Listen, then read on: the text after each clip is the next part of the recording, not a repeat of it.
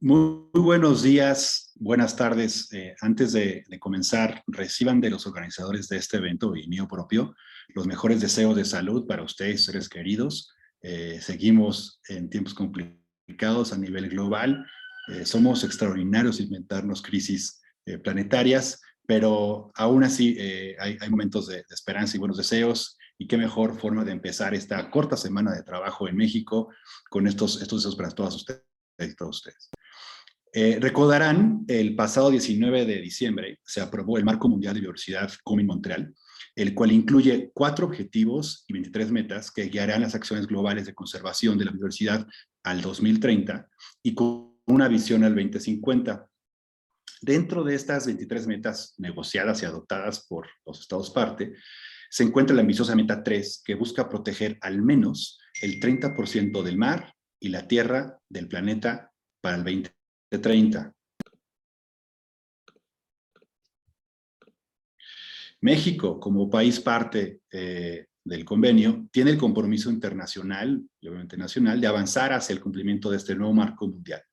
Por todo lo anterior, qué mejor manera de seguir esta reflexión que promoviendo un conversatorio virtual titulado El Marco Mundial de Biodiversidad, Kunming-Montreal y la Meta 3, retos y oportunidades para su instrumentación efectiva.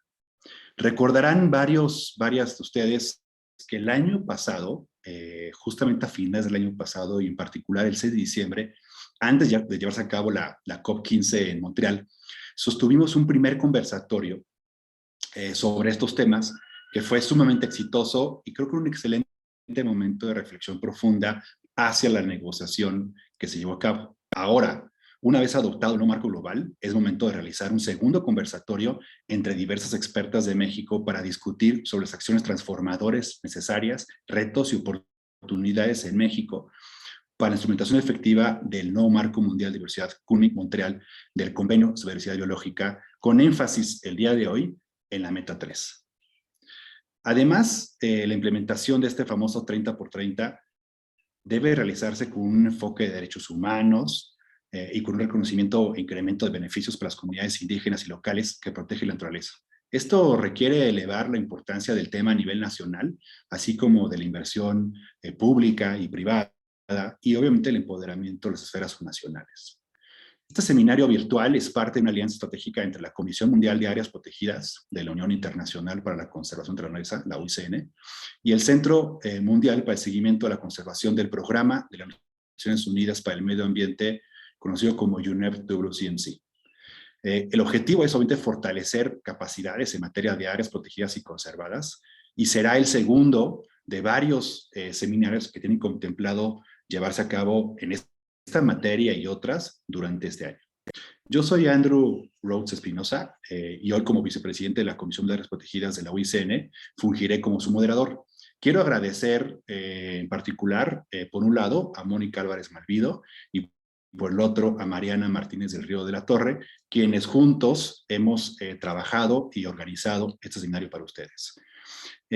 Mónica es la actual oficial de desarrollo de la Federación Internacional de Guardaparques y vive en la Ciudad de México. Participa como representante alterna en el Comité Directivo de la Alianza Universal en Apoyo a Guardaparques, conocida como URUSA, y su trabajo está enfocado en fortalecer iniciativas de la Federación y en apoyar el reconocimiento de guardaparques en todo el mundo. Y en particular, hoy también funge como punto focal de la Comisión Mundial de Áreas Protegidas de la UICN en México para este seminario. Por otro lado, Mariana Martínez se graduó de la maestría de liderazgo en conservación de la Universidad de Cambridge en Inglaterra y actualmente es presidenta de la red de alumnos de dicha maestría. También actualmente labora como oficial asociada de programas en el equipo de Economía de la Naturaleza dentro del Centro Mundial para el Seguimiento de la Conservación del Programa de Naciones Unidas para el Medio Ambiente, como ya mencioné, WCMC, basada ahorita en Cambridge. Entonces, muy buenas tardes, Mariana, para ti. El orden del día de este seminario es el siguiente. Vamos a empezar con una suerte de introducciones por parte de Mariana y de Mónica para darles una suerte de encuadre general en términos de qué es la Comisión de Áreas Protegidas, qué hace, su enfoque, su lógica, su trabajo y las áreas de oportunidad de sinergia y trabajo con todos ustedes. Y por otro lado, Mariana también presentará desde la Comisión, desde el Centro Mundial para la Conservación en Cambridge, digamos, su trabajo y cómo también le da seguimiento a estas metas globales y al nuevo marco global. Y finalmente pasaremos al espacio principal del día de hoy, que es una conversación con una suerte de expertas panelistas, donde intercalaremos preguntas estructuradas, pero también preguntas que ustedes como puedan ahora sí que aventar en el chat y podamos incluir esta conversación. Créanme que el día de hoy tenemos una terna extraordinaria de expertas y por favor yo me siento enormemente honrado de estar en este grupo de mujeres el día de hoy, donde conversaremos estos temas a profundidad. Entonces, este es un excelente momento para poder recapitular y compartir experiencias que tenemos todas y todos nosotros. Le recordamos a todos los participantes, a todas las participantes, lo siguiente. Todos están silenciados para evitar complicaciones y desorden en las presentaciones. La sección de preguntas, o sea, el chat, como ya mencioné, estará abierto toda la sesión, por lo cual ustedes pueden poner sus preguntas y comentarios. También aprovechamos para abrir la oportunidad para poder ligas de interés o artículos que puedan compartir con el grupo que se encuentra reunido el día de hoy. Insisto, por favor, pongan sus preguntas ahí para poder sistematizarlas y llevarlas a la sección de panelistas al final. Y si quieren obviamente dirigir una pregunta específica a algún panelista, por favor pongan su nombre, ya sea de Yesenia, Mariana o Andrea, en el chat para poder justamente conversar a detalle. Finalmente, les invitamos a seguir las redes sociales de la Comisión Mundial de Áreas Protegidas y obviamente el Centro Mundial para el Seguimiento de la Conservación, pues, para más iniciativas, en particular guías o lineamientos o herramientas que obviamente pueden desprenderse de estos trabajos. Sin más, bienvenidas, bienvenidos al día de hoy y vamos a dar comienzo a la presentación.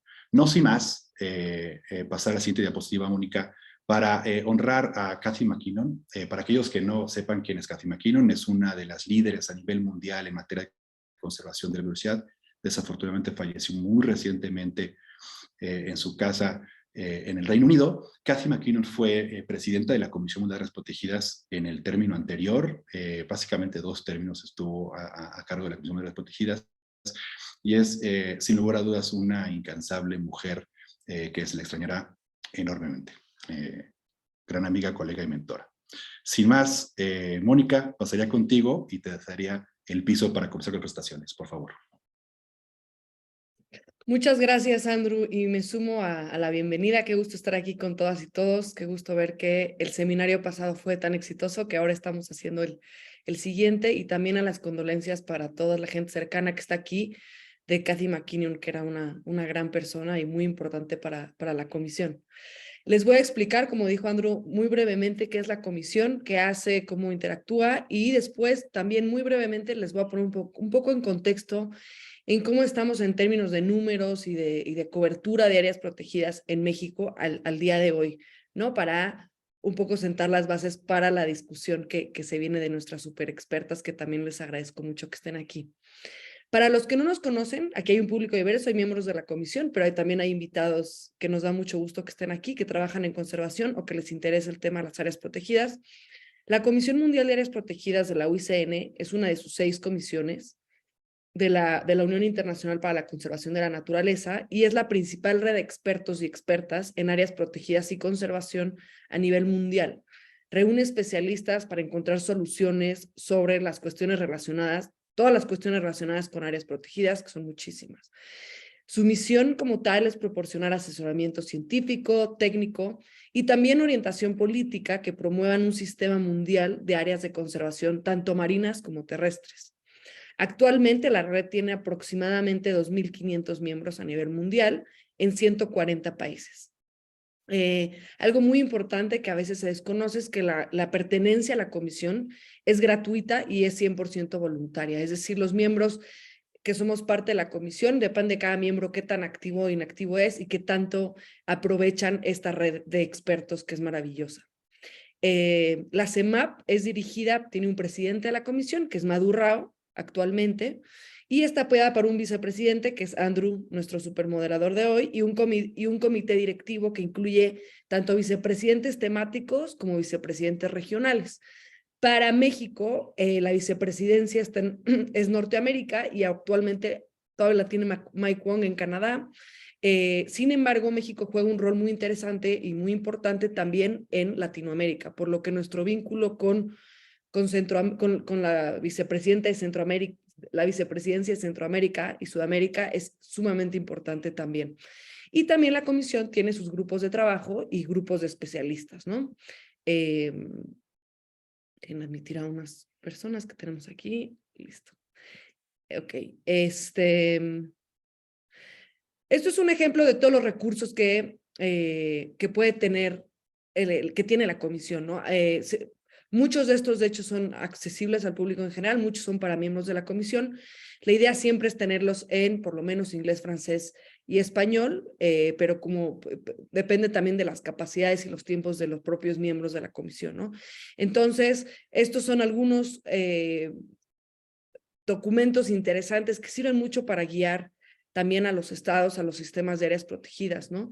Por ejemplo, abajo a la derecha pueden ver, hay uno de gobernanza de áreas protegidas, también tenemos sobre conectividad, sobre un registro global de competencias para gestores de áreas protegidas, arriba a la izquierda, las mejores prácticas para implementar las nuevas metas globales, la nueva meta 3, que es la que vamos a hablar más adelante. En fin, hay un sinfín de recursos, de instrumentos que están a la disposición para que el personal que trabaja en conservación de áreas protegidas pueda utilizar para su trabajo.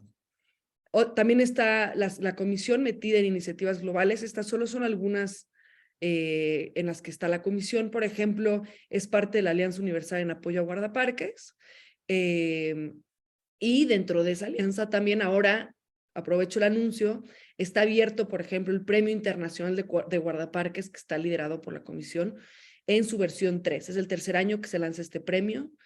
Afortunadamente, el año pasado, pueden ver abajo a la izquierda, ganó un mexicano, Felipe Otoniel León Ángel, y esperemos que este año también, idealmente, veamos muchas nominaciones de mexicanos y mexicanas en estos premios. Está abierto hasta el 15 de abril y, bueno, cualquiera puede nominar, se pueden meter a la página de comisión y ver los lineamientos. También, por ejemplo, tenemos del lado derecho la revista Parks, que es una revista muy interesante. A los que no las conocen, las invito a que la vean. Tiene contenido espectacular, sale aproximadamente cada 6 meses y también es por miembros de la comisión que se alimenta esta revista de Parks. Y está coordinada por Mark Hawkins, que también es miembro de la comisión. Como les decía, tenemos también iniciativas regionales y es muy importante ser parte de estas iniciativas. Al momento, estas son algunas de las más recientes. Bueno, está la celebración de áreas protegidas y conservadas de Latinoamérica y el Caribe. La comisión es parte de esta celebración y la apoya. Y afortunadamente el 17 de octubre, bueno, es un día que ha ido creciendo, que ha sido también el reconocimiento por parte de los gobiernos y de los sistemas de áreas protegidas sobre esta celebración, y tiene un enfoque muy particular, que son áreas protegidas para el bienestar, ¿no? Es reconocer todas las formas también de conservación en territorios de áreas protegidas y conservadas y cómo la sociedad juega un rol fundamental en la celebración.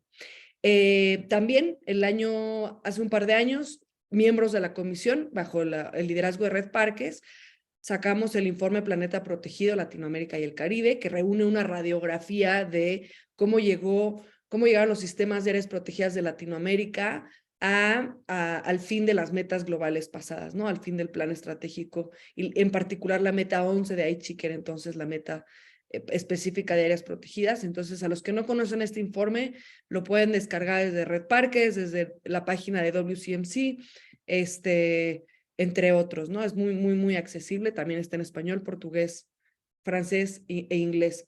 Y actualmente también hay una iniciativa de un grupo de trabajo latinoamericano de la Comisión hacia el 30x30. La idea es hacer una plataforma de intercambio de conocimiento, de información y de aprendizaje en todo lo que tiene que ver con el mapeo y en el desarrollo de capacidades, en la identificación de estas famosas otros mecanismos efectivos de conservación actuales y futuras, ¿no? Que ha sido y será un reto para todos los sistemas de áreas, no todos los sistemas de áreas protegidas, sino para todos los países. Está más enfocado en algunos países andinos, pero también no es exclusivo a países andinos. Un segundito. Ok. Aquí también quiero aprovechar para volver a refelicitar a Mari Carmen García.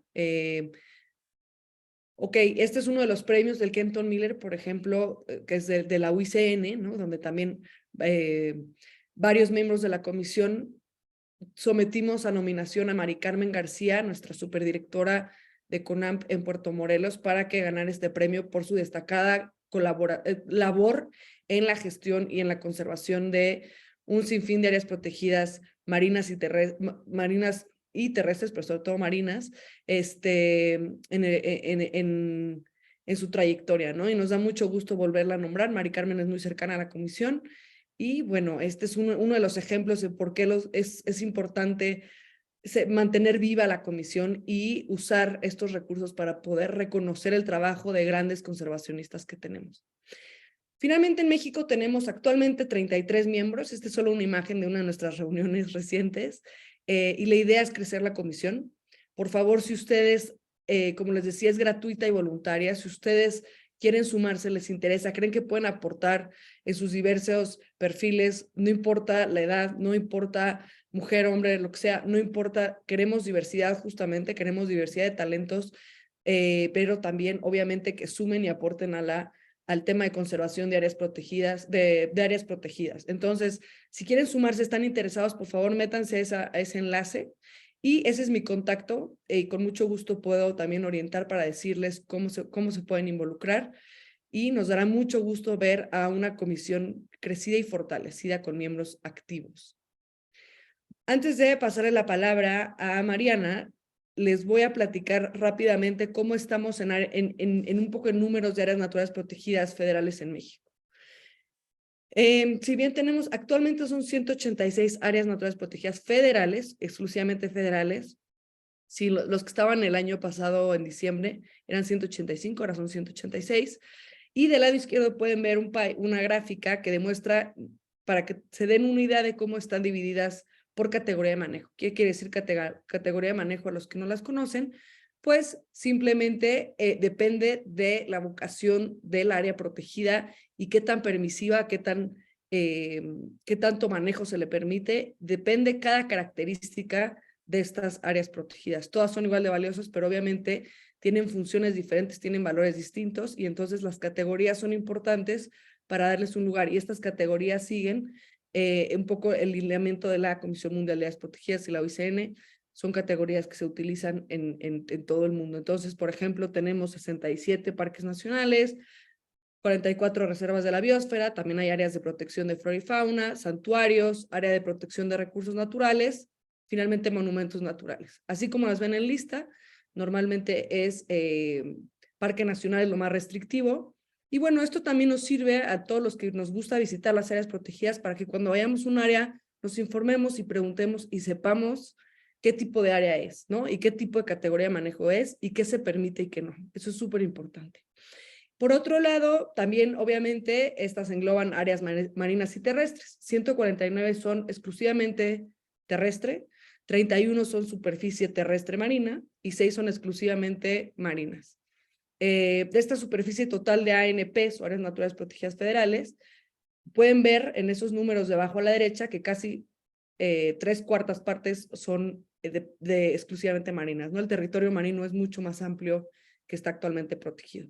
Actualmente se alcanza casi 91 millones de hectáreas. Entonces, estos datos, los invito a que se metan, ahí está el enlace abajo, a la página del CIMEC de CONAMP. Es una página donde pueden ver súper actualizada toda la información de cómo va cambiando las áreas protegidas y también pueden acceder a mucho mayor detalle, ¿no? Si tienen curiosidad sobre un área, ahí la pueden encontrar toda la información. Algo muy importante que considerar es, ahorita solo les platiqué de las áreas federales, pero el Sistema Nacional de Áreas Protegidas de México no solo son las áreas federales, sino también incluye otras figuras, como las áreas estatales, que están obviamente bajo cada estado tiene sus propias áreas protegidas, y también las municipales. Desafortunadamente, creo que uno de los grandes retos, y mis colegas y amigos de CONAMP me corregirán, es mantener actualizados estos números, ¿no? Por el tema de la complejidad de la coordinación en saber cómo van avanzando los estados y los municipios en temas de protección de áreas protegidas. Y otra figura súper importante que en lo personal me parece fascinante, creo que a varios aquí somos muy fans y que serán sumamente importantes en las siguientes metas globales, bueno, en estas que ya llegaron, son las áreas destinadas voluntariamente a la conservación o las conocidas como ADBCs. Estas áreas son áreas que tanto entes privados como comunidades, como ejidos, tienen bajo su tenencia, bajo su protección, bajo su resguardo, pero por un proceso pueden decretarlas como áreas protegidas. Entonces, estas personas o estas comunidades o estos ejidos o un ser privado puede tener bajo su resguardo o pequeño espacio de territorio con un valor de conservación, pero que el Sistema Nacional de Áreas Protegidas y la ley mexicana reconoce a estos espacios como áreas protegidas. Entonces, esta figura, Oaxaca, por ejemplo, lidera actualmente, ¿no?, el número de áreas de ADBCs que está bajo otros tipos de tenencia de la tierra, pero son súper importantes y serán claves para las siguientes metas globales. También ahí pueden entrar a la misma página que les comentaba y acceder a toda la información.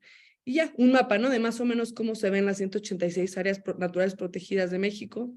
Estas son las federales y también están las ADBCs, pero son muy pequeñitas, que a simple vista no lo pueden ver, pero si descargan el mapa en la misma página pueden ver con lujo de detalle todo esto.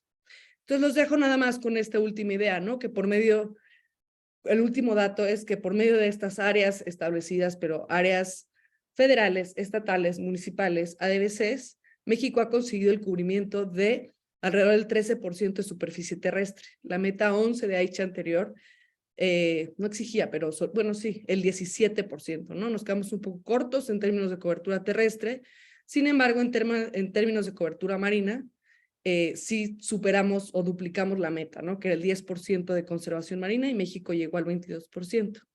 Pero algo muy importante es que a pesar de que lleguemos en cobertura, y esto es una lección súper aprendida que tenemos, es que hay muchísimo trabajo por hacer en términos de otros componentes, ¿no? En términos de efectividad de manejo, en términos de conectividad, de reconocimiento, de otras formas de gobernanza, etcétera, ¿no? Todos estos componentes cualitativos será un gran reto y una gran labor para las siguientes metas de conservación, la siguiente meta 3. Y con eso le dejo la palabra a Andrew. Gracias. Muchísimas gracias, Mónica, y gracias a las invitaciones. Creo que vale la pena poner en el chat tanto el premio de guardaparques como los diferentes premios de la Comisión de las Protegidas para que todos los participantes puedan saber y cómo puedan difundirlas. Creo que esto es fundamental.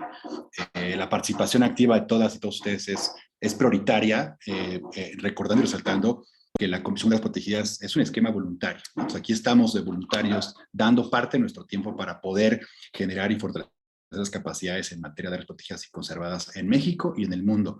Y aprovecho para dar la bienvenida a gente que sé que está sumándose de Ecuador, que está sumándose de Venezuela a esta reunión, para que también puedan intercambiar sus experiencias en dichos países.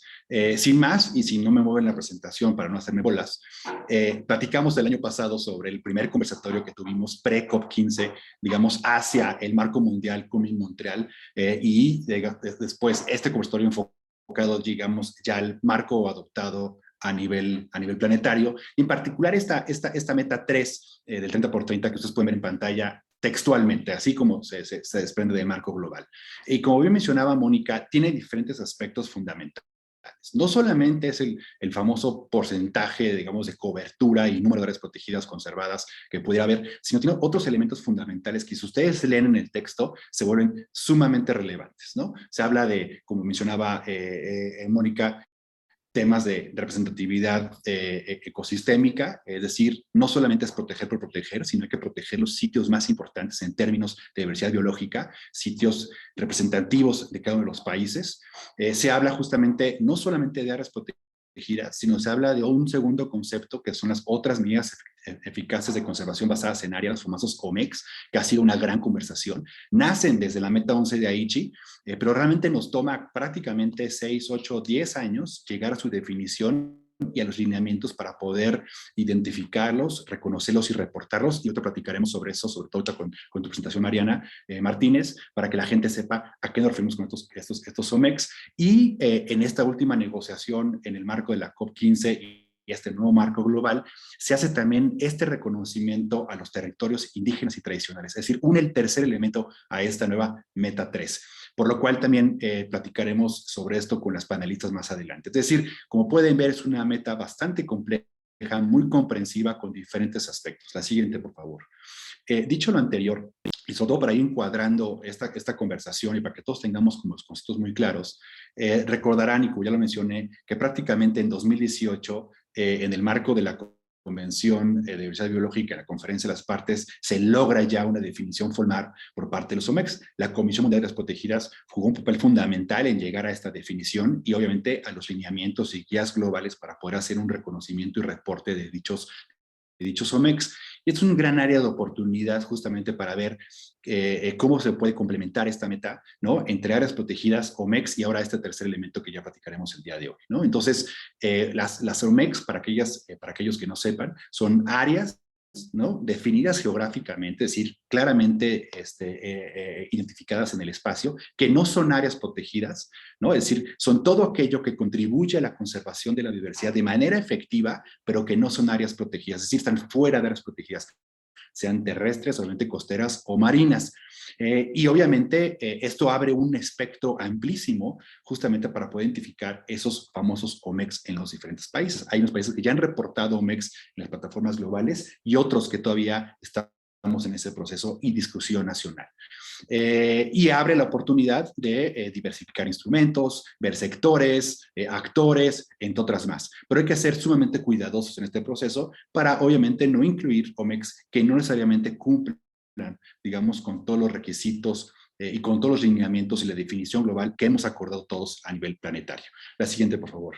Dicho lo anterior, algunos ejemplos que podrían, y subrayo, y si se fijan en negrillas y subrayamos, que podrían ser reconocidos, porque hay que ir caso por caso y existen varios seminarios virtuales que podríamos compartirles a todos ustedes para que puedan profundizar en este conocimiento, pero en el caso mexicano, pues algunos podrían ser, insisto, zonas de refugio pesquero, no todas, algunas reservas comunitarias, territorios indígenas obviamente, quizá hábitats críticos o incluso sitios de importancia cultural como zonas arqueológicas, yo qué sé, es decir, podríamos explorar esto a nivel nacional y sí quiero hacer mención que existen al menos 2 proyectos nacionales que están ya corriendo su curso en México para hacer una identificación preliminar y potencial, insisto, de OMEX para México, tanto terrestres como costero marinos. Sin más, Mariana, te daré el piso para que presentes rápidamente el trabajo del Centro Mundial y sobre todo cómo, digamos, se reconocen y se reporten tanto las áreas protegidas como OMEX a nivel planetario. Por favor, Mariana.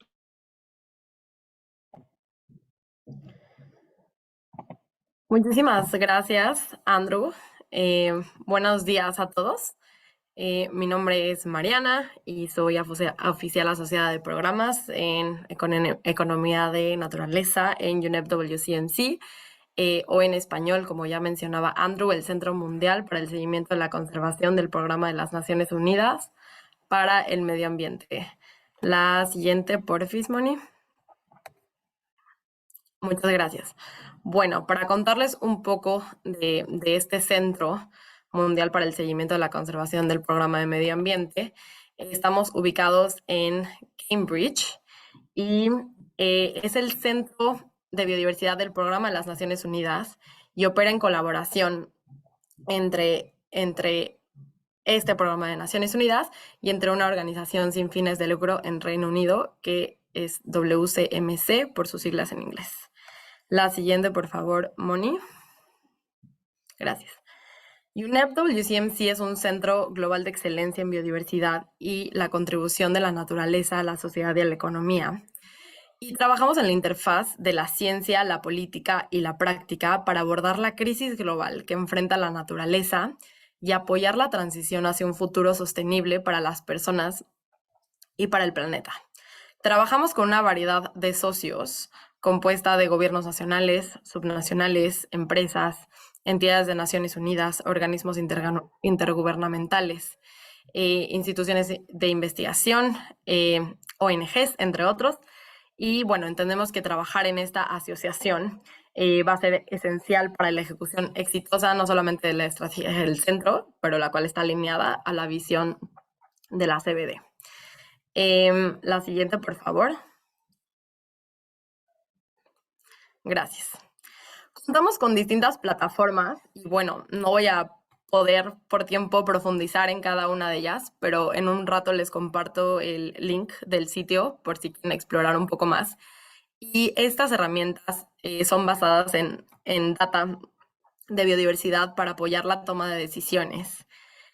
Algunas de esas plataformas, por ejemplo, es Ocean Plus, Species Plus, Proteus, la cual trabaja en colaboración, por ejemplo, también con sector privado, Oncor, la cual es una plataforma web que genera análisis de alto nivel para identificar impactos y dependencias de sectores económicos, específicamente de procesos productivos, en los servicios ecosistémicos y en el capital natural, y ayuda a los bancos o a instituciones financieras, pero también ha sido utilizada por empresas a mapear riesgos en cuanto a pérdida de biodiversidad.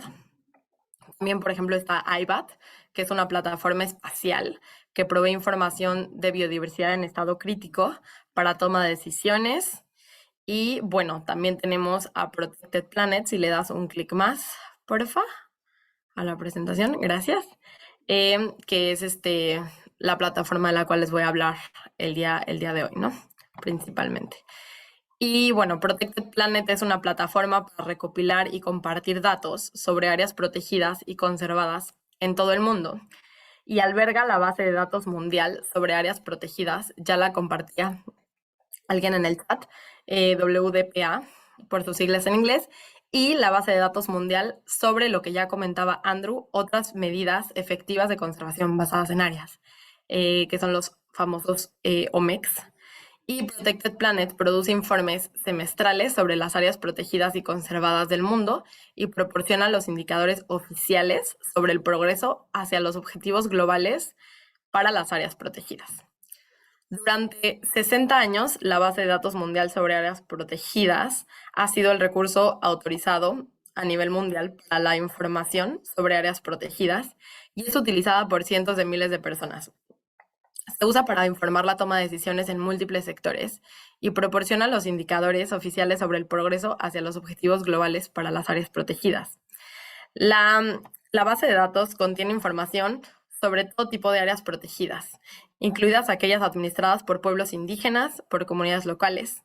Recientemente, la base de datos mundial sobre otras medidas efectivas de conservación basadas en área fue agregada a la iniciativa de Protected Planet, y esta base de datos está configurada para incluir sitios que no sean áreas protegidas, donde la conservación de la biodiversidad no necesariamente es el objetivo principal, pero que se gobierna y gestiona de manera que logra resultados positivos y sostenidos a largo plazo para la conservación de la biodiversidad, ¿no? Ya mencionaba Andrew algunos ejemplos que potencialmente podrían aplicar como OMEX para México y como ahorita se está en exploración.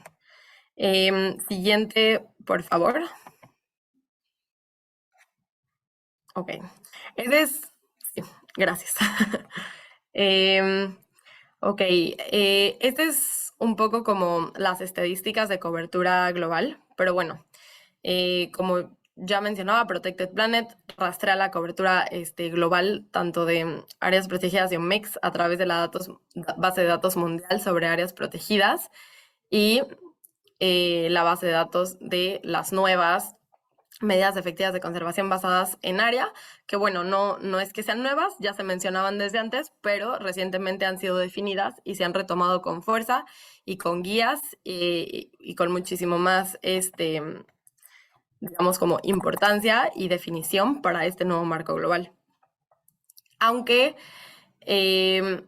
solo se estableció esta base para OMEX, esta base de datos para OMEC, apenas en 2019. Algunos países ya han informado, aunque no todos. Ya esto también lo mencionaba Andrew, y podemos ver en estas estadísticas la diferencia que los OMEX van a hacer en las estadísticas de cobertura global, aumentando la cobertura terrestre y la marina. Ya vemos que es a 17% más o menos, y la cobertura oceánica alrededor del 8%.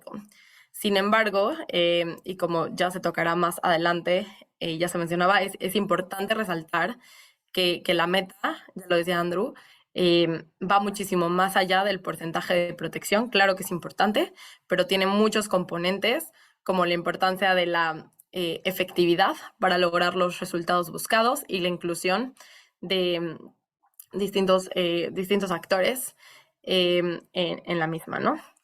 El porcentaje de protección en México, según Protected Planet, es alrededor del 14% terrestre y 21% marino. Sin embargo, este porcentaje puede variar al porcentaje que ya se dio nacional que comentaba Moni. Y esto puede ser respecto por temas como cálculo nacional, metodologías de cálculo o incluso temporalidades. Bueno, eso es todo por mi parte. Regreso el piso a Andrew. Muchísimas gracias, Mariana. Y veo una pregunta de Oscar Ramírez en términos de quién, digamos, sube esta información a la plataforma global. Si me lo permites, en algunos casos son países, Oscar, y puntos focales, en otros casos son OSCs, y en el caso de los OMEX muchas veces son caso por caso, es decir, diferentes interesados que van subiendo esta información, producto de la lógica, digamos, de los OMEX a nivel global. En el caso mexicano, la CONAMP, en particular a través del maestro Ignacio March, es como México, digamos, reporta de manera formal a la plataforma mundial, y creo que Ignacio y el equipo de la CONAMP ha hecho un extraordinario trabajo en depurar la información, corregirla, etcétera, para que los datos que estén justamente ahí representados sean los mejores. Le pediría a Andrea, Mariana y Yesenia, y voy a manejar menor alfabético porque así también podemos hacer las participaciones mucho más efectivas. Si pueden prender sus cámaras para pasar ahora al panel de discusión de personas expertas en México. Como moderador siempre tienes la enorme y complicada tarea de hacer síntesis y estos famosos resúmenes ejecutivos de las biografías de las panelistas que nos acompañan el día de hoy. Y es un reto porque las tres que nos acompañan el día de hoy tienen una carrera extraordinaria en México y a nivel global, son sumamente reconocidas, digamos, en este gremio, por lo cual fue un reto, y quiero decirlo así, Andrea, Mariana y Yesenia, poder hacer síntesis de sus biografías, pero si me lo permiten, y en aras de que todos los participantes del día de hoy sepan con quién estamos, me voy a permitir hacer una síntesis rápida de sus biografías para que conozcan sus antecedentes y por qué las preguntas que les voy a formular tienen esa lógica, ¿no? Entonces voy a empezar con Andrea Cruz. Andrea es doctora en Ecología y Manejo de Recursos Naturales, y es Lead Fellow por parte del Colmex, y desde 2006 coordina la iniciativa de estrategias estatales de biodiversidad, en la que participan de manera voluntaria 27 entidades del país, de México. Como resultado de este proceso, ha coordinado la publicación de 25 estudios de Estado y 16 estrategias estatales de biodiversidad. Coordinó el proceso de actualización de la Estrategia Nacional sobre Biodiversidad en México, la famosa Enbiomex, y su plan de acción en el 2016 al 2030, así como la elaboración y edición de los informes nacionales de México ante el Convenio sobre Diversidad Biológica en su quinta y sexta edición. Actualmente coordina, y vamos a platicar sobre eso, el proceso de alineación de la Enbiomex con el nuevo Marco Mundial de Diversidad Común Montreal. Cuenta con una amplísima experiencia como negociador en procesos internacionales, una de las negociadoras más importantes de México ante el convenio. Obviamente estuvo en la COP15, me tocó ser testigo de su capacidad extraordinaria, no solamente de paciencia, sino de facilitación, y mi amplio reconocimiento en ese sentido, Andrea. Y actualmente se desempeña como directora de cooperación en biodiversidad dentro de la Comisión Nacional para el Conocimiento y Uso de la Biodiversidad. Mariana Bellot es especialista en financiamiento ambiental. Actualmente se desempeña como asesora senior para América Latina y el Caribe de la Iniciativa de Finanzas de Biodiversidad, conocido como BioFin, del Programa de Naciones Unidas para el Desarrollo. Es internacionalista de profesión por la Universidad Iberoamericana y egresada de la Maestría en Política Ambiental y Desarrollo por la Universidad de Sussex en el Reino Unido. Es también, al igual que Andrea, fellow del programa LEAD México del Colegio de México. Cuenta con más de 20 años de experiencia laboral en una gama muy amplia de temas de la agenda ambiental nacional e internacional, entre los que puedo destacar áreas protegidas, obviamente financiamiento de la biodiversidad, soluciones basadas en la naturaleza, cambio climático, resiliencia, negocio internacional. También ha sido parte de varias delegaciones mexicanas a lo largo de los años. Y obviamente diseño y gestión de proyectos. Fue funcionaria pública federal durante 15 años, ocupando diferentes cargos en el sector ambiental, siendo último directora general para desarrollo institucional y promoción de la Comisión Nacional de Áreas Protegidas, la CONAMP, en México. Mariana bienvenida. Finalmente, Guadalupe Yesenia Hernández, consultora, académica y activista en temas de desarrollo sostenible. Su experiencia en el sector ambiental se centra en proyectos de conservación de la biodiversidad basados en la coproducción de conocimiento tradicional, científico y ciencia ciudadana, manejo de vida silvestre, turismo alternativo, ordenamiento territorial, planeación participativa, acompañamiento en la elaboración de protocolos comunitarios bioculturales. Ha trabajado como asesora en gobiernos locales, escuelas, universidades y recientemente empresas en temas de responsabilidad ambiental social. Es consultora en temas de evaluación de impacto ambiental, impacto social y cumplimiento socioambiental de proyectos de inversión con financiamiento de la Corporación Financiera Internacional y acompañamiento a las comunidades rurales e indígenas en materia de ejercicio pleno de los derechos de estos sectores en materia de medio ambiente, biodiversidad y sostenibilidad. Cuenta con una amplísima experiencia en incidencia de políticas públicas. También ha participado en varias delegaciones formales de México en diferentes procesos de negociación internacional y actualmente es punto focal de la Carta de la Tierra en Oaxaca y promueve programas de biodiversidad, oportunidad y responsabilidad. Y también forma parte del Comité Científico para el proyecto One Earth Network de la UNESCO, que busca crear una red de expertos en materia de de protección y restauración ambiental para diversos sitios designados como reservas de la biosfera, sitios de patrimonio mundial y obviamente geoparques. Sin más, bienvenidas Andrea, Mariana y Yesenia al día de hoy. Insisto, es un honor estar con mujeres extraordinarias como ustedes y ojalá podamos tener una conversación profunda sobre estos aspectos. Entonces nos vamos a arrancar rapidísimo con una pregunta general como para abrir boca y ir calentando motores. Espero que el café ya haya surtido sus efectos.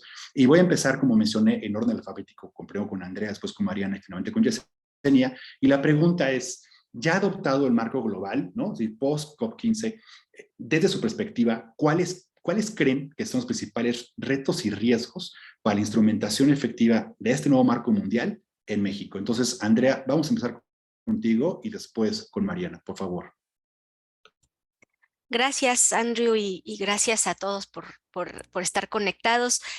Pues rápidamente, creo que los retos serían primero hacer una alineación muy rápida de las estrategias nacionales de biodiversidad. Y creo que un gran riesgo sería quedarnos solo en esa alineación y no realizar una implementación. O sea, parte del fracaso de Aichi tiene que ver con la falta de implementación, que todo mundo nos pusimos a planear. Tardamos mucho tiempo en planear y el periodo de implementación fue muy corto, también derivado, digamos, de que no había recursos suficientes, de que hubo falta de voluntad política para la implementación, pero una conclusión muy importante, digamos, una lección aprendida muy importante de Aichi fue la falta de implementación. Y aquí, digamos, por la pandemia de COVID-19, pues justo perdimos, ¿no? Esta fase. Nos tomó mucho más tiempo la negociación. La negociación fue pues una calamidad en términos de tiempo y de desgaste, digamos, de las delegaciones.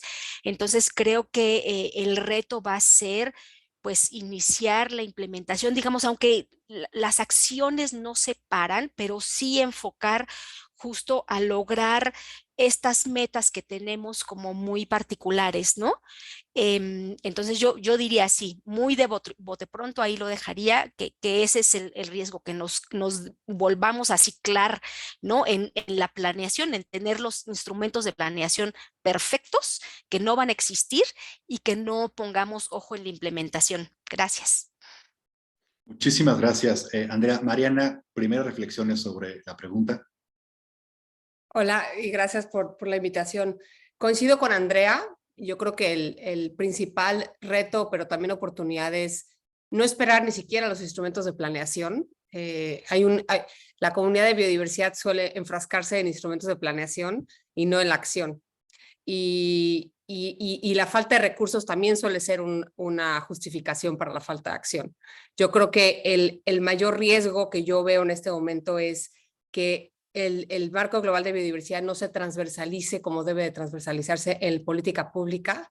Creo que uno de los fracasos de Aichi fue la falta de transversalización, este concepto que en México fue el famoso tema de mainstreaming, que fue el tema de la COP que se hospedó en México en el 2016. En realidad se logró muy poco, ¿no?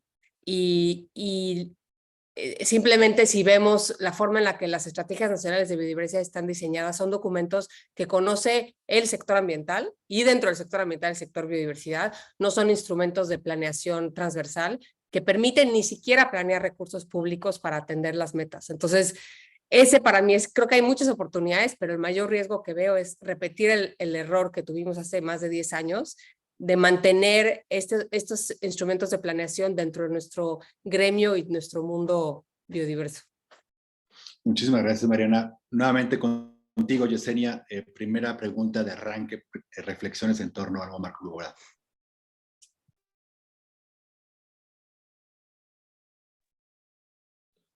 Yo tengo problemas escuchándote, Yesenia. Hay que checar el micrófono. Creo que era el micrófono. Está bien. ¿Ya me escuchan? Estás perfecto.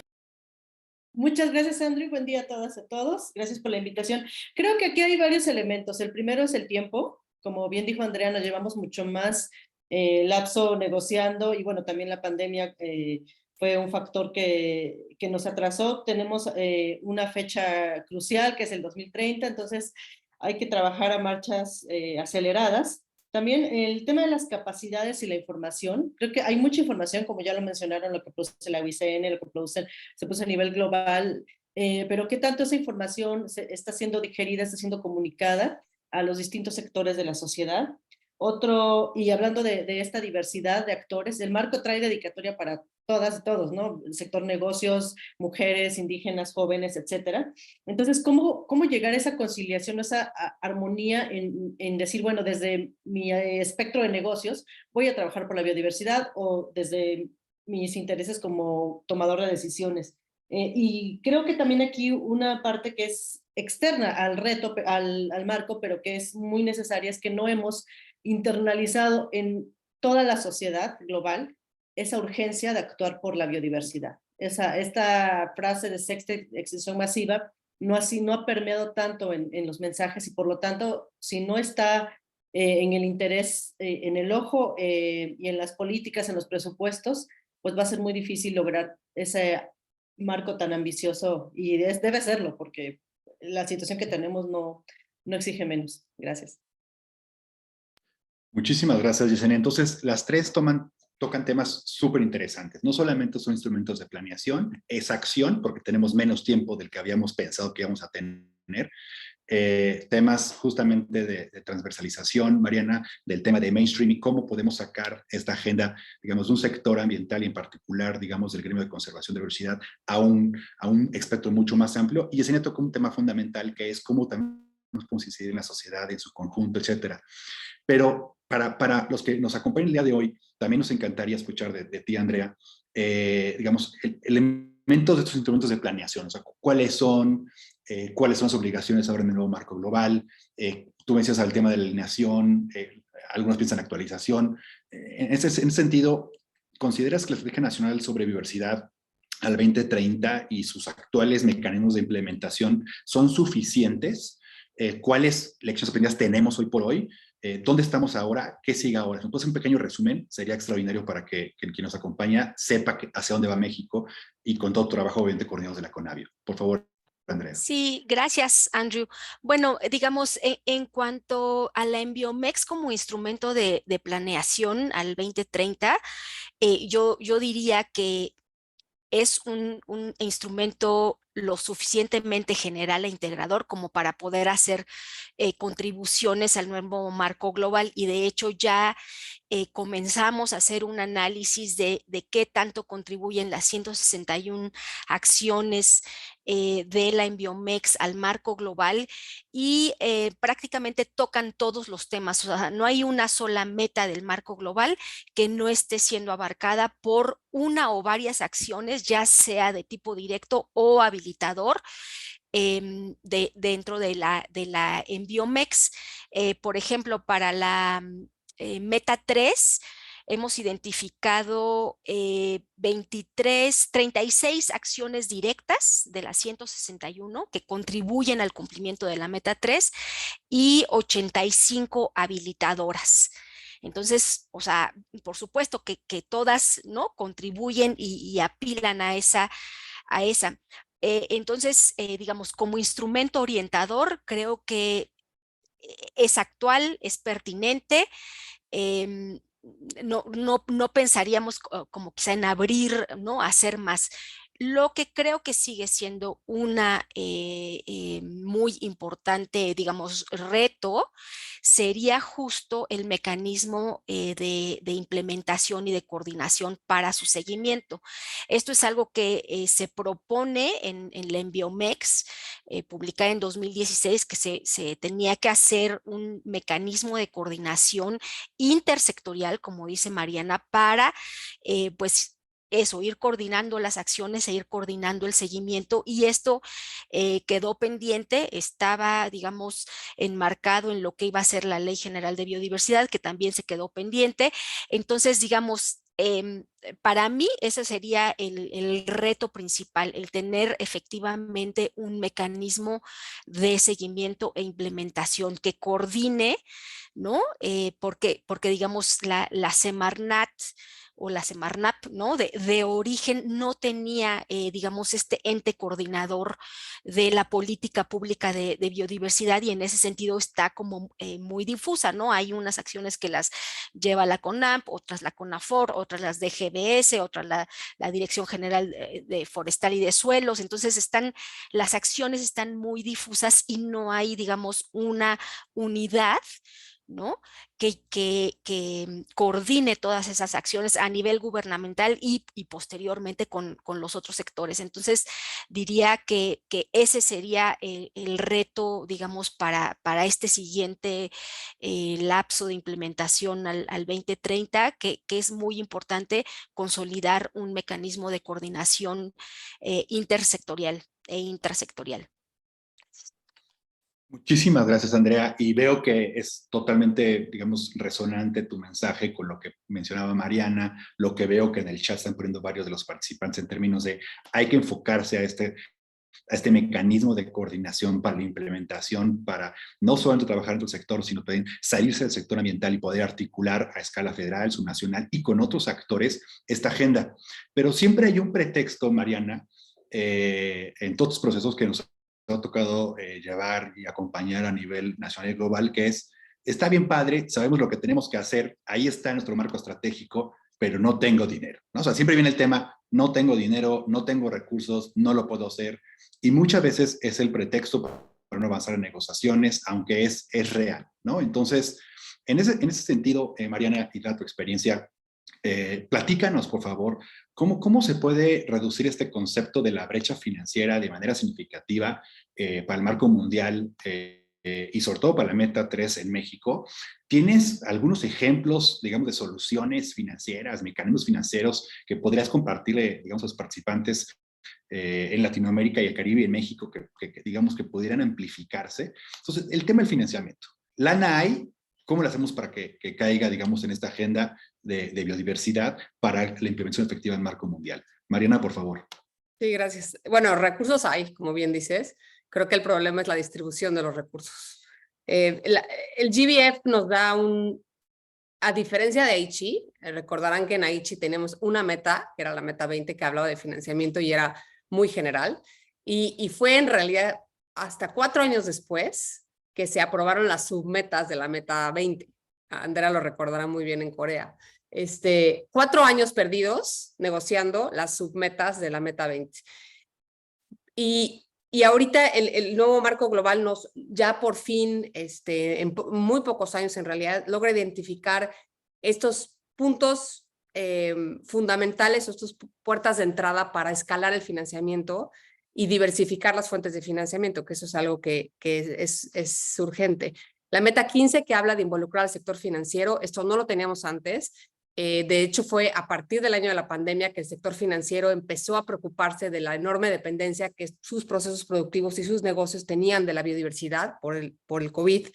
En 2020 se lanza lo que en inglés le llaman TNFD, que es el grupo de trabajo de divulgación de naturaleza, que es similar al de cambio climático. Nunca habíamos visto esto en medio ambiente, en biodiversidad. Y en la COP de Montreal hubo todo un día, el día del financiamiento, con representantes de no solo de empresas, sino de bancos, ¿no? Que fue para mí un cambio importantísimo de lo que teníamos antes, ¿no? Creo que ya no hay que seguir con esto, que hay que seguir convenciendo de por qué la biodiversidad es importante, pero bueno, ya me desvié un poco. La meta 16, que habla de producción y consumo sostenible, y las dos metas que tienen que ver más específicamente con financiamiento, que es la meta 18, reduzcamos los recursos negativos, y la meta 19, aumentemos los recursos positivos, ¿no?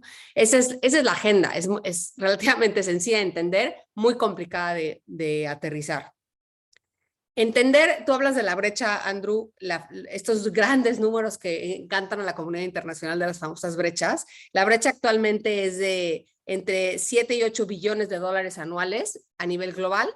Actualmente se gastan 100 billones, entonces, bueno, hay una brecha bastante grande. Las brechas solo sirven para ver de qué tamaño es el monstruo, ¿no? Son brechas, muchas de ellas construidas de arriba para abajo, y lo que urge saber en todos los países es cuánto estamos gastando a favor de nuestra biodiversidad. Esto es algo que el proyecto Biofin, en el que yo trabajo, está apoyando a muchos países de América Latina en hacerlo, entender cuánto gastamos, quién gasta, porque hemos tenido sorpresas interesantes, Andrew, donde resulta que el que más gasta es el sector, el Ministerio de Agricultura, no Ministerio de Ambiente. ¿Cuánto se requiere? ¿Cuáles son las necesidades financieras? Que para la meta 3 es importantísimo. Tenemos estimaciones de necesidades financieras de áreas protegidas, pero no tenemos de OMEX. Y cuantificar las necesidades financieras de los OMEX va a ser muy complejo, porque las OMEX son, bueno, tú sabes mejor que yo, que es una gama enorme de herramientas y de instrumentos que se pueden utilizar. Y la respuesta es, tenemos que diversificar fuentes de financiamiento, diversificar mecanismos financieros y reducir los recursos que inciden negativamente en la biodiversidad. Es la proporción de lo que se gasta afectando a la biodiversidad versus lo que se gasta en protegerla es enorme. La cifra que la OCDE usa es que cada año se gastan también, ¿no? Creo que 500 billones de dólares anuales en subsidios negativos. Entonces, ahí Rafael Robles de Benito ponía en el chat, ¿no? Lo difícil que es la transversalización. Una manera de hacerlo es incidir en las formas en las que los programas de subsidio se diseñan, meter salvaguardas ambientales y sociales, donde no estamos pidiendo necesariamente a FIRA que saque un programa específico para la conservación de la biodiversidad. Lo que queremos es que sus préstamos y sus créditos blandos no afecten, ¿no? Neutralizarlos, y que en la medida de lo posible ayuden a la restauración y al aprovechamiento sostenible de la biodiversidad. Para mí eso es mainstreaming, no es convencer ni es necesariamente con instrumentos públicos, sino con herramientas muy aterrizadas de gestión y planificación del recurso público y privado.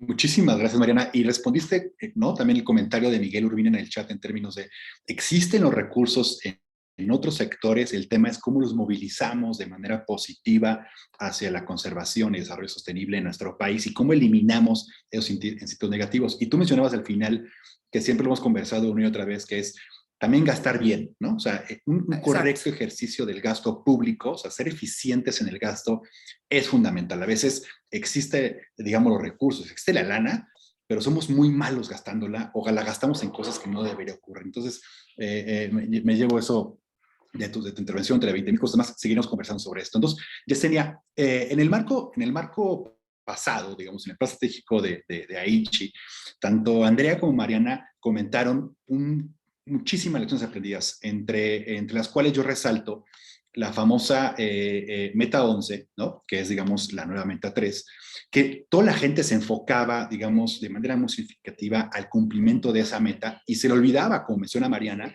de otras metas muy relevantes de ese marco en su momento, ¿no? Digamos, a veces nos enfocamos en una cosa y se nos olvida la integralidad, digamos, del marco mundial. Y en esos términos, y para evitar, digamos, esa lección aprendida, la nueva meta global incorpora nuevos conceptos. Somos muy buenos para irnos incluyendo nuevos conceptos, pero son conceptos fundamentales que se requieren una atención particular, ¿no? Entonces, dicho lo anterior, Yesenia, y ya lo comentaba al principio de este seminario, hay un tercer elemento en la meta 3 que habla sobre territorios indígenas y tradicionales que deben de ser reconocidos donde aplique, ¿no? y esto, digamos, contribuiría al famoso 30x30. Entonces, en ese sentido, sería cómo las comunidades, en tu experiencia y digamos, trabajo práctico, reciben e interpretan la incorporación de este concepto de territorios indígenas y tradicionales en la Meta 3. ¿Crees que en México existen oportunidades para identificar, apoyar y reconocer estos territorios y su, obviamente, aporte a la conservación de la Meta 3? ¿Qué nos haría falta? ¿Dónde estamos parados? ¿Cuáles son los retos? ¿Cómo la ves, Yesenia? Por favor, platícanos sobre esto. Muchas gracias, Andrew. Pues nosotros nos congratulamos. Esta inclusión fue parte de un proceso muy largo de incidencia. Nos preocupó, la Meta 3, en el Foro Internacional Indígena sobre Biodiversidad, teníamos caucus cada semana para analizar las metas. De hecho, había sesiones diarias, a veces durante la semana, dependiendo de la meta, pero de la que más llevó tiempo, de la que más llevó discusión, el análisis fue esta meta, porque tenemos la elección de Aichi, donde pues en México no, afortunadamente no tuvimos esos casos, pero muchos hermanos y hermanas de África y de otras regiones fueron violentadas por sus gobiernos, porque con tal de incrementar esa superficie de áreas protegidas, pues hubo desplazamientos forzosos, hubo reubicaciones, etcétera. Entonces no queríamos que se repitiera eso, buscábamos un marco con enfoque basado en derechos para distintos grupos, entre ellos nosotros, y bueno, que para este marco estamos pues satisfechos por lo que se logró, y ahora estamos pensando en qué va más allá, ¿no? Creemos que los marcos nacionales son fundamentales para esto, porque sin un marco nacional no existe el reconocimiento a tierras, territorios, aguas y recursos de pueblos indígenas, de comunidades locales. Existen, siempre lo voy a seguir repitiendo, países donde ancestralmente ha habido ocupantes cuyos descendientes continúan, digamos que desde el punto de vista antropológico son indígenas, pero no están reconocidos legalmente por sus gobiernos, ¿no? Se les llama simplemente comunidades locales, grupos étnicos, etcétera. Entonces, al no tener ese reconocimiento legal, pues no gozan de esa protección jurídica internacional para pueblos indígenas y comunidades locales. Entonces, viene ese reto de cómo se reconocen jurídicamente. Afortunadamente estamos en un momentum en el que hace algunos años, en el 2019, la IPBES, que es la Plataforma Intergubernamental sobre Biodiversidad y Servicios Ecosistémicos, publicó el resultado de su evaluación global sobre biodiversidad, y en ella nos da tres aspectos muy importantes, tres mensajes sobre indígenas, sobre pueblos indígenas y comunidades locales. Primero, que la naturaleza está deteriorando, pero en donde hay menos tasa de deterioro es en pueblos indígenas, en territorios usados, manejados, ocupados o bajo propiedad de pueblos indígenas, comunidades locales. Segundo es que estamos nosotros como indígenas protegiendo islas de biodiversidad. Y el tercer punto es que muchas veces las leyes consuetudinarias, los valores indígenas están siendo mucho más efectivos para conservar la naturaleza que algunas otras medidas formales. Entonces, con este argumento, creo que la inserción de territorios indígenas o la inclusión y tradicionales en la Meta 3, pues representa una oportunidad para fortalecer, para replantear también y para crear medidas de conservación basadas o adecuadas también a los contextos, porque si estamos defendiendo la diversidad biológica, obviamente la diversidad cultural también es importante, la diversidad de contextos, ¿no? Las medidas de conservación tal vez de un país a otro van a variar, pero sí estamos satisfechos, pero también conscientes del reto que implica y del papel que nos toca hacer. Muchísimas gracias, Yesenia. Y tocas elementos de base que me parecen súper importantes, que son lecciones aprendidas, digamos, del pasado plan estratégico en términos de la revisión del marco legal, ajuste, reconocimiento, buenas prácticas, etcétera, ¿no? Y de ahí que siempre yo he resaltado la necesidad de, si vamos a fortalecer, si vamos a expandir áreas protegidas o conservadas, pues hay que hacerlo de la manera correcta, ¿no? Creo que tenemos los lineamientos, las capacidades para reconocer aquellos sitios que son fundamentales, y el tema del marco legal se vuelve prioritario. Regreso contigo, Andrea, porque en tu bio resalté tu experiencia en términos de la escala subnacional, ¿no? O sea, hablamos de una planeación federal, hablamos de estrategias estatales de biodiversidad, pero un rol y un actor que jugó un papel importantísimo en la COP15 justamente los gobiernos subnacionales, de manera muy, muy interesante y muy proactiva. ¿Nos podrías platicar, Andrea, un poco qué está ocurriendo a escala subnacional en México? ¿Cómo se armoniza con la escala federal? ¿Cuáles son los retos y siguientes pasos en esa agenda en términos del marco mundial Kunming-Montreal y el rol de los gobiernos subnacionales? Por favor, Andrea. Sí, claro, Andrew. Pues justo creo que, como le comentaba ahorita a Rafa en el chat, a nivel subnacional, creo que justo se están aterrizando, es mucho más fácil aterrizar esta parte de decisiones que a veces a nivel federal por el engranaje tan complicado es como mucho más difícil. Y ya, digamos, a 21 años de la iniciativa de estrategias estatales de biodiversidad, yo ya puedo ver como justo cómo se han ido fortaleciendo y adquiriendo esas capacidades a nivel subnacional, a tal grado que, bueno, justo por primera vez se ha logrado tener financiamiento, ¿no? O que se apruebe un proyecto GEF que va a ser manejado por los estados, que fue impulsado por 8 estados del país, los que conforman el COBIOCOM, el Corredor Biocultural Centro-Occidente de México, y que pues fue un ejercicio completamente endógeno, ¿no? Que ellos generaron todo, digamos, el sistema para tener este corredor biológico y han ido generando estas fuentes de financiamiento. Entonces, sin duda, bueno, por ejemplo, para la negociación del post-2020, o bueno, del marco global Kunming-Montreal, pues se generó este proceso de Edimburgo, liderado obviamente por Edimburgo, en donde muchos gobiernos subnacionales también participaron. Y aquí, por ejemplo, en México, hubo también 8, si mal no recuerdo, 8 entidades del país que decidieron realizar un pronunciamiento conjunto convocando a todas las entidades del país e incluso algunos municipios para sumarse a este proceso de Edimburgo, y ellos mismos establecieron sus propias metas, ¿no? Entonces ahora digamos, estamos teniendo comunicación con la Asociación Nacional de Autoridades Ambientales para ver de qué manera, una vez que esté, digamos, realizada la alineación de la Enviomex con el marco post-2020, también de qué manera vamos dándole o apoyando el seguimiento a los compromisos que ellos hicieron en el marco del pronunciamiento de Edimburgo,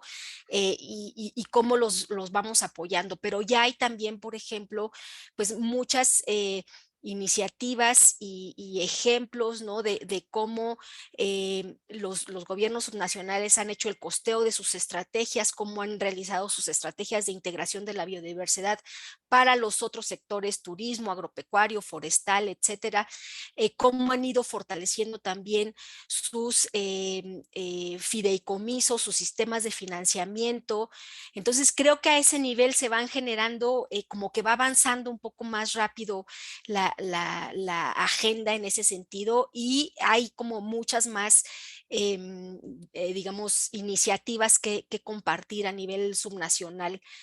Creo que eso es, tenemos que aprender también, creo que a veces a nivel federal, de cómo van pudiendo avanzar. Algo que es muy importante también es que, por ejemplo, la Estrategia Nacional de Biodiversidad no tiene un anclaje legal más allá del artículo 6, ¿no? del Convenio de Diversidad Biológica. Y ese ha sido un reto no solo para México, sino también para todos los demás países. Muchas veces ese anclaje legal no está dado a nivel nacional, que por ejemplo es mucho más fácil darlo a nivel subnacional, porque es más fácil que los gobiernos estatales publiquen en sus periódicos oficiales sus estrategias estatales y que modifiquen, digamos, las atribuciones de sus secretarías o de sus instituciones ambientales para darles atribuciones de seguimiento y coordinación para la implementación de sus estrategias. Entonces, digamos, esas cositas pues se van dando mucho más fácil a nivel subnacional, y hasta ahí dejaría mi comentario por el momento. Gracias. No, y es buenísimo lo que platicas, Andrea, porque son justamente estas lecciones aprendidas en términos de la implementación, ¿no? O sea, lo hemos comentado una y otra vez en este panel y también en el chat. Es implementación, acción, acción, acción, pero no tenemos las condiciones habilitadoras para que esto ocurra, ¿no? Entonces se entorpece la máquina porque el marco legal no lo tiene. Mencionabas tú el tema del mecanismo de coordinación intersecretarial para poder llevar a cabo esto, los ajustes del marco legal, normativo, etcétera. Y quizá ejemplos de escala subnacional podrían alimentar el esquema, digamos, federal, nacional, y obviamente los vemos como un actor fundamental para este nuevo marco mundial. Y en ese sentido, Mariana, vámonos contigo mucho más a la meta 3. Y a veces la meta 11, tú recordarás, y lo comentamos ya en varias ocasiones, la gente recordaba la meta 11 como la única quizá meta del pasado plan estratégico. O sea, era la meta 11, 10 y 7%, y lo demás no existía, ¿no? Y en esta ocasión, pues creo que es fundamental, y tú lo mencionaste en varias ocasiones, que hay muchos más metas, ¿no? La meta de financiamiento, por ejemplo, ¿no? Y también la meta digamos, de los sectores productivos, es decir, no todo tiene que ser meta 3, y siempre hay un riesgo ahí que la gente quiere meter con calzador toda la meta 3 para hacer ese 30%, que no es el único 30% del marco global, ¿no? De protección efectiva, y eso genera también confusión, etcétera. Sin embargo, no hemos logrado incrementar el presupuesto para estar protegidas y conservadas en México y en el mundo. Las brechas, famosas brechas, siguen creciéndose, y hay un reto, digamos, en definir, en fortalecer soluciones financieras a escala local. De verdad, a mí me gustaría ahondar en este punto, porque tú eres una de las expertas nacionales e internacionales en la materia, y es cómo le hacemos, ¿no?, para fortalecer el tema de soluciones financieras para la meta 3, ¿no? ¿Qué lecciones, qué ejemplos nos puedes compartir sobre esto, y sobre todo a la gente que nos acompaña el día de hoy? Mariana, por favor. Gracias. Empiezo con el punto que tú tocaste ahorita. Bueno, trabajé muchos años en la CONAMP y me empecé a meter al tema de financiamiento, en el que sigo, justamente por la gran pregunta de cómo financiar las áreas protegidas. Y cuando salí de la CONAMP entendí que no podemos hablar de financiamiento para áreas protegidas si no vemos the big picture, ¿no? No podemos seguir hablando de la meta 3 aislada.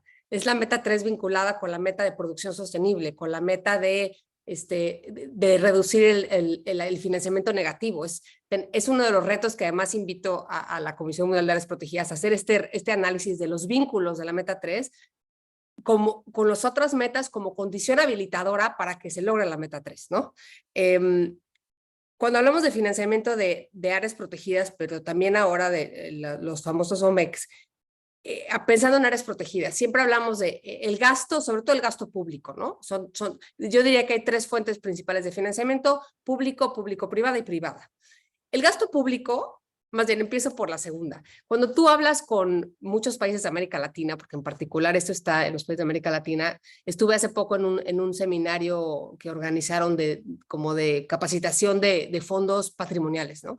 Todos quieren un fondo patrimonial, ¿no? Todos quieren un fondo patrimonial, todos quieren, estoy 100% convencida y apoyo y respaldo todo lo que se ha logrado en México, por ejemplo, a partir del FAMP, pero el gasto público no puede ser sustituido 100% por el gasto de otras fuentes de financiamiento. El Estado tendrá que seguir siendo el principal financiador de la conservación y de la gestión sostenible sobre todo de las áreas protegidas.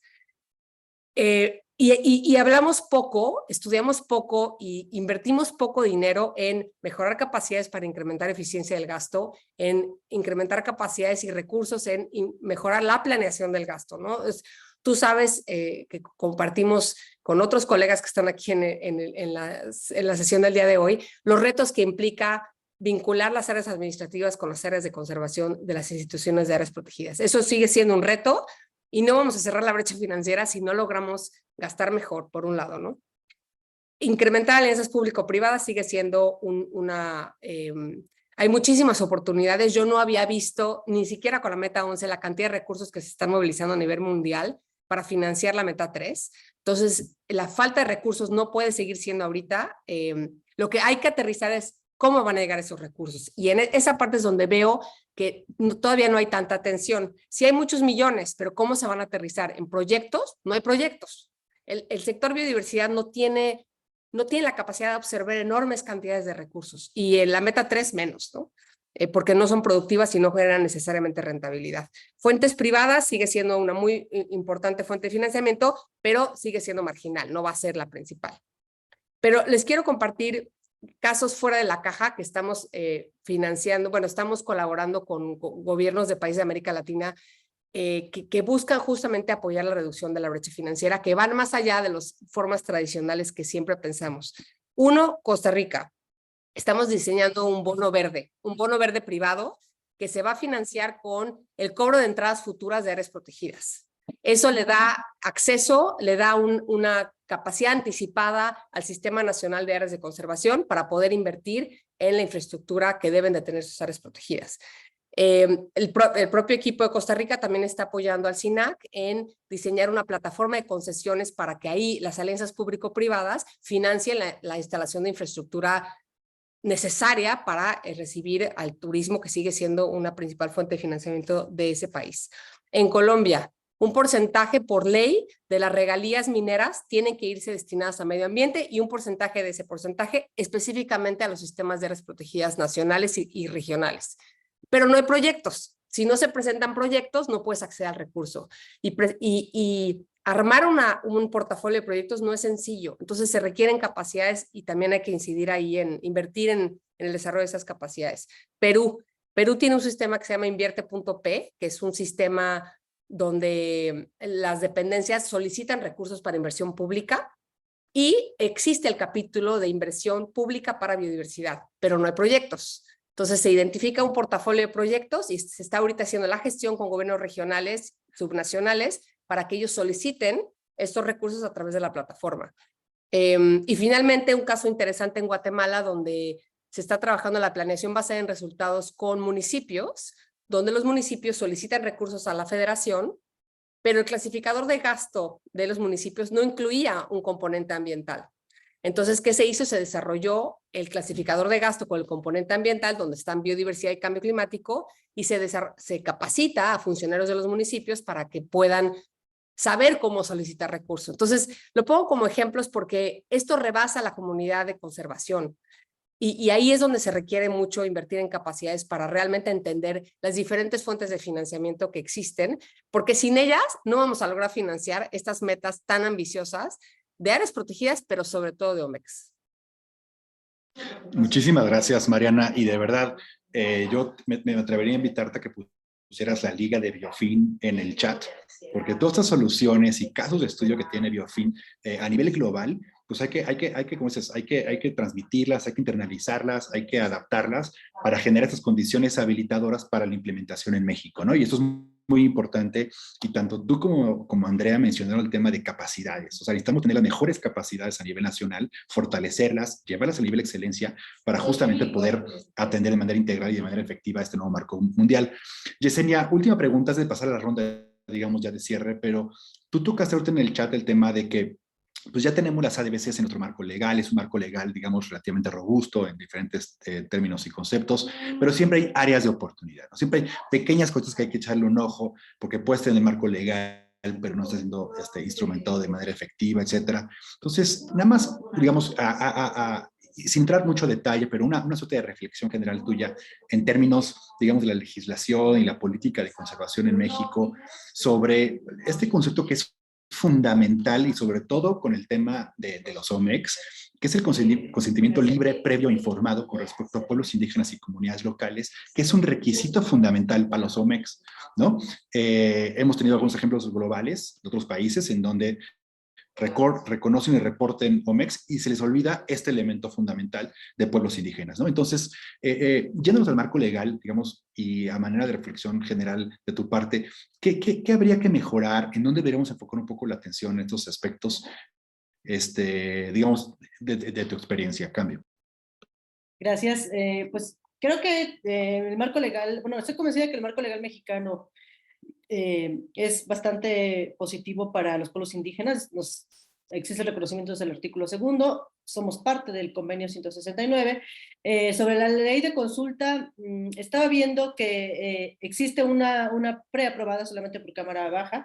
Va a ser muy complicado tener una ley de consulta a nivel que quepa para todos, porque somos un país muy diverso. 68 grupos más variantes, etcétera, pero creo que es algo muy importante y yo siento que acompañado a la legislación en materia de consulta también tiene que ir la cultura en materia de consulta y consentimiento y ese conocimiento exacto de qué implica, de que debe ser previo cuando estás diseñando, incluso te puede ayudar a redefinir tu proyecto, tu plan, en cualquier materia. Entonces, me preocupa un poco esta implementación de las leyes, esa aplicación, creo que esto es un problema global.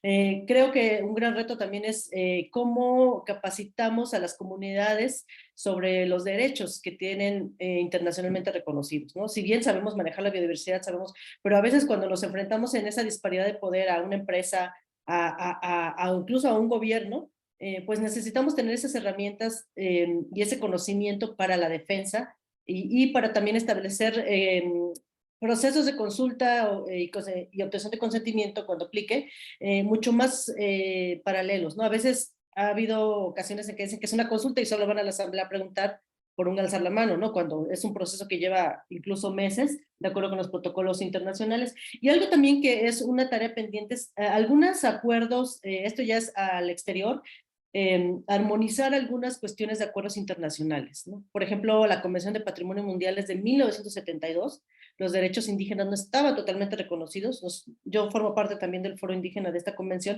entonces hemos tenido retos muy fuertes porque la parte del consentimiento previo antes de que un gobierno someta a consideración para enlistar un sitio patrimonio, pues casi apenas está intentando incluirlo en los requisitos que ponen, pero sí hace falta que ciertas convenciones, incluso ver qué marco legal mexicano necesita ser armonizado en la materia, y eso es un gran reto, pero necesitamos empezar a trabajar, sobre todo en esa creación de capacidades y en ese trabajo en lo local, en campo, con las comunidades. Hay muchas comunidades que pues, desconocen que existe un 169, desconocen que tienen un artículo 8J que cobija todos nuestros conocimientos, innovaciones y prácticas pertinentes a la biodiversidad.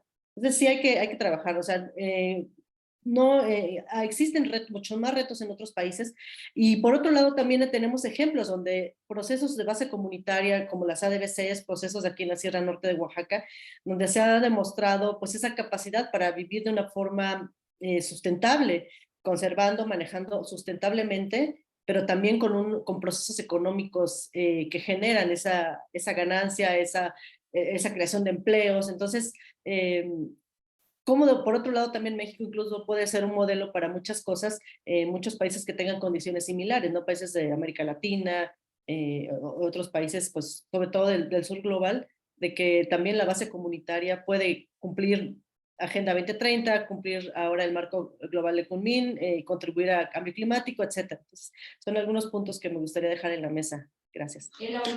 Muchísimas gracias, Yesenia, y tomamos nota de tus mensajes. Les recuerdo a todos que este seminario está siendo grabado y estará en la liga del canal de YouTube de la Comisión de Áreas Protegidas para poder, en aquellas noches de insomnio que tengan, ¿por qué no verlo?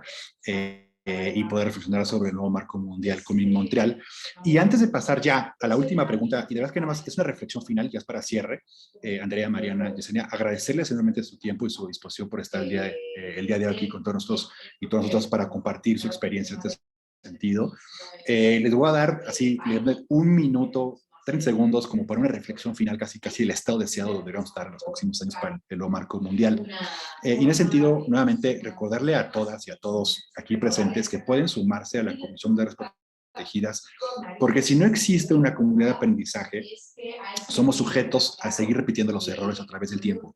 Necesitamos expandir las comunidades de aprendizaje en términos de áreas protegidas y conservadas continuamente en nuestro país. Mónica Álvarez nos presentaba los datos de México, que somos 33 solamente miembros ahorita registrados, deberíamos ser 33,000 miembros en México para generar constantemente estas lecciones aprendidas, digamos, de todos los sectores, de todas las edades, de todos los géneros, deberán ser aquí presentados. Entonces, por favor, compartan la noticia y si no son miembros de la Comisión de Áreas Protegidas, súmense, es fundamental porque es una caja de resonancia súper interesante, no solamente en México, no solamente en Latinoamérica y el Caribe, sino a nivel mundial. Dicho lo anterior, Andrea, pasaría contigo para tu mensaje y reflexión final de cierre, por favor. Gracias, Andrew. Pues creo que me quedaría con esta parte que dices tú al final de ir fortaleciendo las comunidades de aprendizaje. Sin duda, creo que ¿Por qué fue tan difícil, digamos, la negociada de este marco global en comparación, por ejemplo, con Aichi, que tuvo su proceso? Pues justo porque también generó, o sea, ya había cierta expectativa, ya había cierto conocimiento y en este sentido, pues creo que vamos más lento de lo que quisiéramos, pero vamos avanzando, no perder de foco la implementación definitivamente y la implementación coordinada. Y aquí, pues sin duda, gobierno federal tiene ese papel de líder y coordinador que esperemos, ¿no? Retome en ese sentido como para llevar a buen curso todas estas metas y contribuciones a las que México se está comprometiendo. Muchas gracias por la invitación. Muchísimas gracias, Andrea, y de verdad es un honor que nos hayas acompañado el día de hoy. Tu experiencia es súper importante para esto. Mariana. Retomo el tema de capacidades y hago una invitación a que nos volvamos bilingües. Bilingües de no esperar solamente que el mundo, el sector productivo entienda los conceptos y la importancia de la biodiversidad, sino que nosotros también nos involucremos en entender cómo la lógica de la planeación y de los intereses de otros sectores, tanto en la planeación de su presupuesto como en los objetivos esperados. Yo creo que puede haber win-win, ¿no? Sin duda ganar, no solamente biodiversidad, otros sectores, sino biodiversidad y cambio climático, que creo que ahí también nos ha faltado retomar este ganar en ambas agendas. Muchas gracias por la invitación. Muchísimas gracias, Mariana. Yesenia, por favor. Claro, también coincido con Andrea y Mariana, y creo que también aquí tiene que haber un proceso de inclusión y participación de distintos sectores, de todos, conciliar nuestras necesidades para crear objetivos y líneas de acción comunes, y el tema de coproducción entre distintas formas de ver el mundo, entre distintas, como decía Mariana, o sea, nosotros también entender ese lenguaje de la parte empresarial, el lenguaje, por ejemplo, de las actividades agropecuarias, que son de las primeras que saltan cuando hablamos de conservar biodiversidad. Y yo me atrevería en la materia internacional a añadir un punto. Generalmente siempre digo que Río tiene 3 hijas y que las 3 necesitan estar juntas y trabajar de la mano. También no olvidar la parte de suelos, los suelos como fundamento de la vida. Entonces, suelos, cambio climático, biodiversidad, hacer cooperar y fortalecer para implementar el impacto, para incrementar el impacto de lo que se hace, si lo que se hace de biodiversidad se planea pensando también en cambio climático en suelos y viceversa. Entonces, creemos que se pueden trabajar y lograr cosas. El gran reto de la economía, de la inversión es tremendo, pero también creo que en esos momentos de reto surgen oportunidades y surge la creatividad humana para solucionar los problemas. Muchas gracias por la invitación.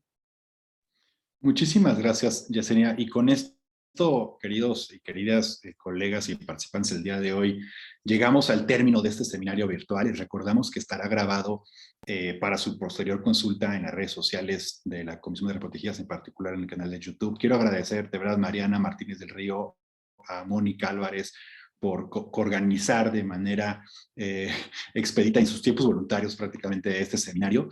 Recuerdo a todos ustedes que esto es una serie de seminarios virtuales que van a seguir ocurriendo durante el transcurso del año en el marco de una alianza estratégica entre la Comisión Mundial de Áreas Protegidas de la Unión Internacional para la Conservación de la Naturaleza y el Centro Mundial para el Seguimiento de la Conservación del Programa de las Naciones Unidas para el Medio Ambiente, UNEP-WCMC, con el objetivo justamente de fortalecer capacidades en materia de áreas protegidas y conservadas.